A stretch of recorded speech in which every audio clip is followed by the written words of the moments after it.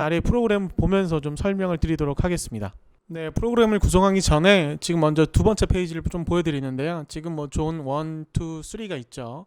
그래서 low intensity, 뭐 threshold between LT1과 LT2 사이에 뭐 그 사이의 운동 강도, 그다음에 존 3 그래서 high intensity 이렇게 써 있는 프로그램 구성도 있고요. 지금 저희가 구성하고 있는 프로그램은 FTP 존이라고 보시면 될 것 같습니다.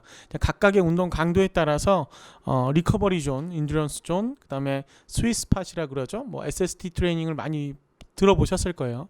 그리고 트레스홀드 존, 그리고 VO2 맥스 존, 그리고 어네어로빅 카파시티 존, 그다음에 뉴로머스쿨라 파워를 증가시키는 존. 그래서 존이 뭐 1, 2, 3, 4, 5, 6, 7까지 있죠. 자, 뭐 이렇게 다양한 존을 구성하고 있고요. 지금 이 페이지가 아니더라도 뭐 다양한 곳에서 이 FTP 관련돼서 이렇게 펑셔널 트레스홀드 파워라 그러죠. 여기에 운동 강도를 설정을 해서 프로그램을 많이 짜고 있습니다. 저희도 이런 것들을 바탕으로 프로그램을 구성을 했었고요. 이제 과거에는 이제 저희가 프로그램을 좀 받아가지고 사용을 하려고 했었는데 그 프로그램이 이제 좀 사용하기 좀 어렵게 된 부분이 있어서 저희가 새롭게 프로그램을 구성을 했습니다. 원래는 받았던 프로그램을 좀 만들어서 뭐 같이 공유하고 제공하려고 했었는데 그게 좀 쉽지 않게 됐네요. 자, 그리고 저희가 그 논문을 보면서 뭐 많이 찾아보고 있는데요. 지금 이제 리뷰 논문이죠. 지금 저희가 공유하고 있는 논문을 보시면 참 다양한 논문에서 강도 설정들을 진행을 하고 비교를 하고 있는데 각각의 논문들이 굉장히 다 다른 얘기들을 하고 있습니다. 그래도 이제 여기서 뭐 LT1 리커버리 존이나 아니면 인듀런스 존, 그다음에 트레스홀드 존, 뭐 인터벌 트레이닝 존, 뭐 이렇게 해가지고 각각의 존들을 나눠놓고 있고요. 하트레이트 기준이나 락테이트 기준이나 VO2 맥스 기준을 가지고 비교 분석을 많이 하고 있습니다.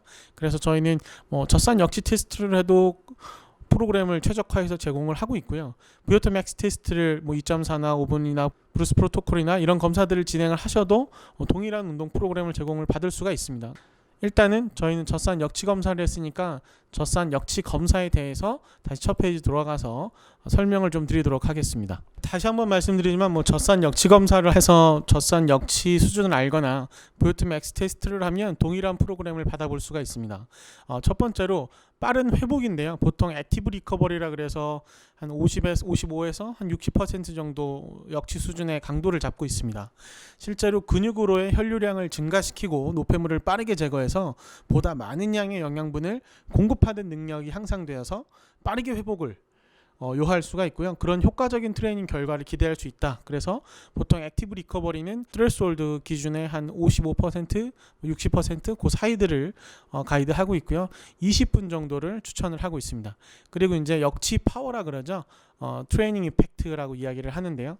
트레이닝 이펙트 같은 경우는 탄수화물 대사 능력을 향상시키고 ST 파이버 지근이죠. 그리고 FT 파이버 속근 모두 트레이닝이 됩니다.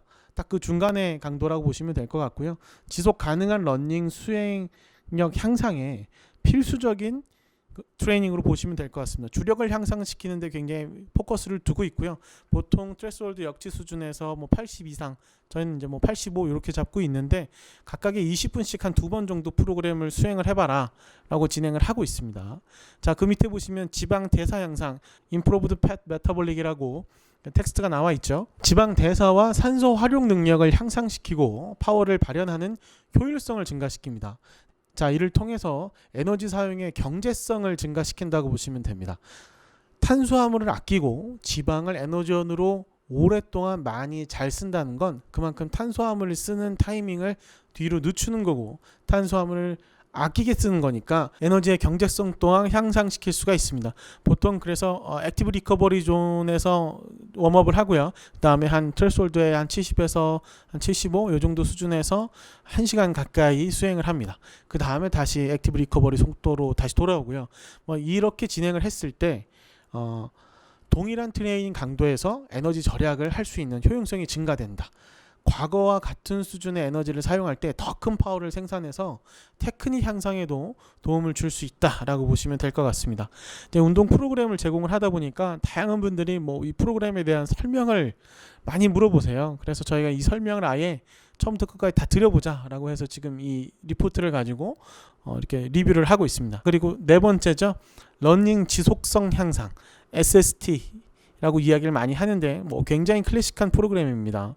스윗 스팟이라고 그러죠. 스윗 스팟 트레이닝이라고 하고 40분 정도 수행을 이제 저희가 프로그램을 구성을 했는데요. 기본적으로는 한 85에서 트레스홀드의 85에서 95 정도 수준으로 꾸준하게 반복해서 운동을 합니다. 5분씩. 이게 기본이에요. 지금 여기 보시면 뭐 각각의 표시가 되어 있죠. 5분 정도는 웜업을 하고 그다음에 5분 달리고 또 5분 달리고 이걸 3번씩 반복하라고 이렇게 표기가 되어 있습니다. 그다음에 다시 3.8 액티브 리커버리로 다시 또 좀 휴식을 했다가 굉장히 높은 강도죠. 굉장히 높은 120%입니다. 120%로 한 1분 정도 수행을 해요. 그리고 다시 리커버리를 했다가 다시 또 한 85% 정도 수준으로 트레이닝을 하고 마무리가 되는 이렇게 SST 트레이닝을 진행을 하는데요. 이 프로그램의 목적이 있어요. 이 프로그램은 탄수화물 대사 능력과 젖산 역치 수준을 모두 향상시킵니다. 이 SST 트레이닝은 탄수화물 대사 능력과 젖산 역치 수준을 향상시키고 시간당 피로량은 비교적 적습니다. 훈련 시간을 오래 가져갈 수 있는 가장 큰 훈련 효과를 얻을 수 있는 그런 장점이 있다라고 보시면 될 것 같습니다. 자, 지금 여기 그래프에서 보시면 정확하게 좀 나와 있습니다. 뭐 피지올로지컬 스트레인이라고 나와 있는데 여기 트레이닝 이펙트는 가장 높은 공간이죠. 여기 연두 색깔 구조. 트레이닝 이펙트, 트레이닝 효과는 가장 높으면서도 지금 보시면 맥시멈 듀레이션, 운동의 시간은 그렇게 줄지 않아요. 여기를 이제 스윗 스팟이라고 합니다. 스윗 스팟 트레이닝 존이라고 하는데 여기에 트레이닝을 과거에 굉장히 클래식하게 오랫동안 많이 했었죠. 이 오랫동안 많이 했었는데 실제로 조금 중요하게 여겨야 되는 부분이 하나 있습니다. 왜냐하면 SST 트레이닝은 강도와 뭐 워크아웃 시간이 아주 적절하게 조화되어 있는 트레이닝으로 볼 수도 있고요. 독주 능력을 향상시킬 때 쭉 달리게 하는 능력을 향상시킬 때 가장 필요로 하는 훈련 프로그램입니다. 그래서 만약에 뭐 좀 장기적으로 달리는 러너들 같은 경우는 SST가 굉장히 중요한 훈련 프로그램이고요. 그렇지만 타입 2A 근육이 타입 1으로 이제 바뀔 수 있다라는 이야기가 있습니다. 그래서 타입 2A가 타입 1으로 계속 SST를 하게 되면 변화될 수 있고 그렇게 됐을 때 스프린트성 능력을 조금 저하시킬 수 있기 때문에 이 훈련을 진행을 할 때 스프린트성 훈련을 교차하는 것을 권장하고 있습니다. 그래서 뭐 다양한 러닝 프로그램을 구성하는 어플리케이션이나 뭐 보통 이제 바이크 어플리케이션들 트레이닝 프로그램들을 보면은 항상 이 SST에 스프린트성을 살짝 집어넣습니다. 그렇게 해야만 타입 2 머슬, 타입 2A 머슬 근육이 타입 1으로 바뀌는 이게 트위치되는 것들을 방지할 수 있다라고 이야기를 합니다. 그래서 스프린트 선수들 같은 경우는 또 반대로 SST 트레이닝 빈도를 낮추는 것을 권장하고 있습니다. 너무 많이 하면 안 돼요. 스프린터 선수들 같은 경우는. 그렇지만 이 스윗 스팟 트레이닝은 가장 클래식하고 가장 오랫동안 사람들이 많이 훈련을 하는 러닝 주력을 향상시키는 아주 중요한 독주 능력을 향상시키는데 가장 필요한 능력이다라고 보시면 될 것 같습니다. 그리고 여기 4페이지 보시면 뭐 각각의 존들에 대한 설명이 많이 나와 있는데 이건 패스하겠습니다.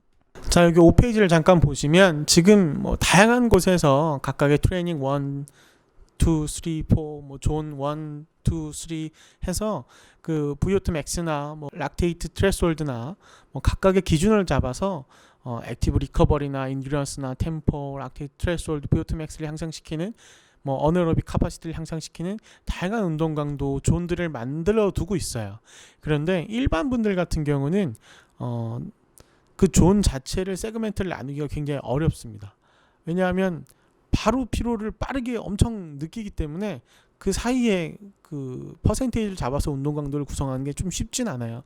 그래서 가장 기본적으로는 일단은 리커버리 존을 만들어야 됩니다. 그래서 한 2mm몰에서 2.5mm몰 사이에 그 수평적으로 천천히 올라가는 피로 수준이 천천히 올라가는 상태까지는 내가 만들어 놔야 됩니다. 그래서 가장 기본적인 트레이닝이라고 치면은 한 2mm몰 수준에서 1시간에서 2시간 가까이 가볍게 러닝하는 그걸 먼저 트레이닝을 해 두셔야 나머지 프로그램들을 구성을 하기가 조금 더 수월하다라고 보여질 수가 있고요. 자, 지금 보시면 젖산 역치 향상입니다. Improved Develop Lactate Threshold Level이라고 이제 젖산 역치 향상을 위해서는 어떻게 해야 되느냐? 젖산 역치 향상 프로그램을 또 저희가 만들어 놨습니다. 젖산 역치 향상 프로그램도 지금 가이드가 되어 가고 있습니다. 그래서 젖산 역치 향상을 위해서 첫 번째로는 근육 속에 미토콘드리아가 젖산을 잘 처리해야 됩니다. 그렇죠? 젖산을 잘 처리해야 되고요. 락테이트가 이제 다시 미토콘드리아가 활성화되면은 파이브레이트로 바뀌어서 다시 에너지화되죠. 자, 그리고 타입 1 근육과 함께 타입 2 근육도 파워를 발현해야 됩니다. 한마디로 젖산 역치 향상을 위해서는 타입 1과 타입 2가 함께 발전해야 되는 거죠. 이에서 첫 번째 베이스라인은 저강도로 운동 지속 시간을 늘리는 트레이닝 비중을 80% 정도 둡니다. 그리고 트레스홀드 세션이라 그래서 고강도로 짧고 강하게 하는 트레이닝 비중은 한 20%로 혼합해서 젖산 역치 향상 프로그램을 구성을 합니다. 이렇게 했을 때 심혈관계 시스템도 향상시킬 수가 있고요. VO2max가 증가된다는 이야기죠. 그리고 근파워나 운동의 전체 역치점도 향상이 됩니다. 그래서 나는 젖산 역치를 향상시키겠다라고 하면 기본적으로 베이스 세션이라고 저희가 표현을 해놨는데 액티브 리커버리 수준에서의 프로그램을 전체 프로그램의 80% 정도 수준으로 구성을 해서 꾸준하게 가볍게 오랫동안 지금 여기서는 걷기지만 아주 가벼운 러닝을 할 수 있는 수준까지 올라와야 되고요. 그와 함께 파워, 타입 2 근육의 파워도 발현을 해야 되기 때문에 스프린트성 트레스홀드 세션도 20% 정도는 수행을 해야 됩니다. 그래서 저희는 100에서 120% 정도에 해당하는 트레스홀드 강도를 잡아서 이렇게 프로그램을 구성을 했습니다. 이게 젖산 역치 향상의 베이스 세션과 트레스홀드 세션 이렇게 말씀드릴 수 있을 것 같습니다.